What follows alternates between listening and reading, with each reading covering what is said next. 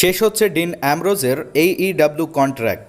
আর কিছুদিন পরেই AEWর কন্ট্রাক্ট শেষ হওয়ার পরেই ডাব্লিউডাব্লিউতে ব্যাক করবেন ডিন অ্যামব্রোজ এবং ব্যাক করেই শিল্ড ব্রাদার রোমান রেঞ্জের সাথে ফিউড কন্টিনিউ করবেন অথবা নতুন করে শিল্ডের সাথে যুক্ত হবেন।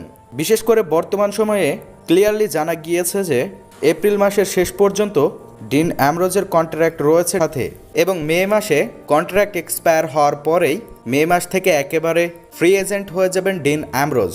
বিশেষ করে আপনারা যেমনটা জানেন ডিন অ্যামব্রোজের সাথে বর্তমান সময়ে AEW এর কোনো ঝামেলা নেই, বরং ডিন অ্যামব্রোজ তিনি তার পুশ নিয়ে অনেকটাই খুশি রয়েছেন। ঠিক এমনটা কিন্তু কোডি রোডসের সাথেও হয়েছিল। কোডি রোডস তিনি AEWতে তার পুশ নিয়ে অনেকটাই খুশি ছিলেন, তারপরেও কিন্তু তার স্টক হাই করবার জন্য তিনি ডাব্লিউডাব্লিউতে ব্যাক করেছিলেন।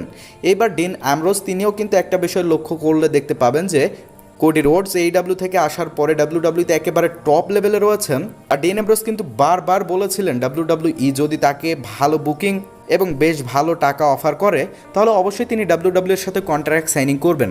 তো এই এপ্রিল মাসে যেহেতু তার কন্ট্রাক্টটি এক্সপায়ার হচ্ছে এবং মে মাস থেকে তিনি ফ্রি এজেন্ট হয়ে যাবেন, সেহেতু ডাব্লিউডাব্লিউ ম্যানেজমেন্টের পক্ষ থেকেও কিছুটা ইঙ্গিত পাওয়া গিয়েছে যে তারা জন মক্সলি অর্থাৎ ডিন অ্যামব্রোজকে ডাব্লিউডাব্লিউতে ব্যাক আনার জন্য অনেকটা ইন্টারেস্টেড। সেহেতু বোঝাই যাচ্ছে যে জন মক্সলি অর্থাৎ ডিন অ্যামব্রোজ তিনি তার AEW এর কন্ট্রাক্ট এই মাসে শেষ হবার পরেই পরের মাসের দিকেই ডাব্লিউডাব্লিউর সাথে কন্ট্রাক্ট সেরে নিতে পারেন।